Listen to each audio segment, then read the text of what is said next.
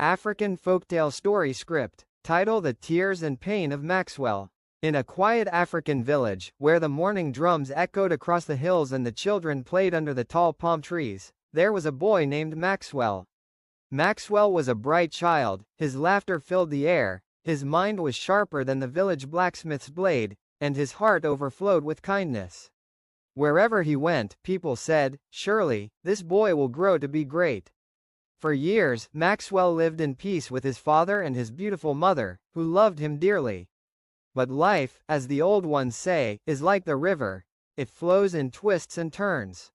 One day, Maxwell's father married another woman. She came into the house with sweet smiles and gentle words, but behind her eyes hid something darker than the night. This new wife had a son of her own, and though she pretended to love Maxwell, her heart was heavy with envy. For Maxwell was wiser, quicker, and more loved than her child. And jealousy, like fire in dry grass, began to burn within her. Then came the sorrowful day. Maxwell's mother, the woman who had been his light, fell sick and died. The whole village mourned, but none wept louder than Maxwell. His world had broken, and the stepmother? She saw her chance. With no mother to protect him, she began to show her true face. At home, she scolded him without cause. She starved him of food while feeding her own son richly. She whispered to his father lies about him. And when the father went to work in the fields, she would beat Maxwell and laugh, saying, "You will never rise, you will never shine." But Maxwell, though wounded in heart, kept studying. He shone in school, answering questions his stepbrother could not, earning praises from teachers and respect from his mates. The brighter he shone, the darker his stepmother's hatred grew. Her heart became a stone. One evening, Maxwell returned from school exhausted. His books were heavy, his body weak, but his spirit still strong. The stepmother saw this and smiled a wicked smile. "Maxwell," she called sweetly, "go to the market and buy something for me." Maxwell knelt and pleaded, "Mother, I am so tired. Please, let me rest tonight. I will go in the morning."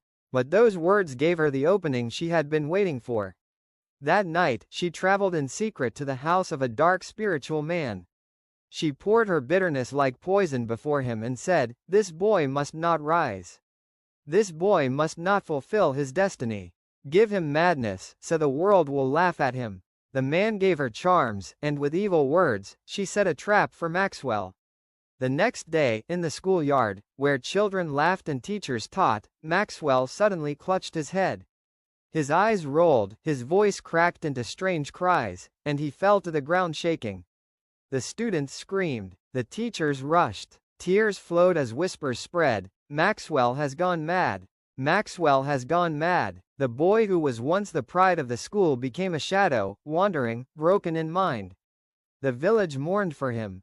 His father wept bitterly, but the stepmother only watched silently, hiding her wicked smile. Days turned into weeks, weeks into months, months into years. Maxwell remained lost in his madness. But, as the elders say, no matter how long the night is, the sun must rise. 2 years later, the hand of justice touched the wicked. The stepmother fell ill, an illness no healer could cure. Her body weakened, and as death stood at her door, her secrets burned her heart like fire. She called for the villagers, she called for Maxwell's father, she even called for Maxwell, who sat quietly with his broken mind. And with trembling lips, she confessed, "I am the reason Maxwell suffers. I poisoned his life with charms. I am the one who took his mother's life. Forgive me before I die." The crowd gasped. The father fell to his knees. The village wailed, and in that very moment, as if the chains around his soul were broken, Maxwell's eyes cleared. His voice returned, his mind was restored. He stood tall, stronger than before, as though heaven itself had vindicated him. The stepmother breathed her last breath in shame, and her name was remembered no more. Maxwell, scarred but free, chose not to seek revenge. Instead, he held on to wisdom. Envy destroys the envious more than the one envied. And from that day, the village remembered his story, teaching their children that wickedness may triumph for a while, but truth and light will always rise in the end. Viewers, let this tale remind us, no evil lasts forever, and no darkness can stop the light of truth.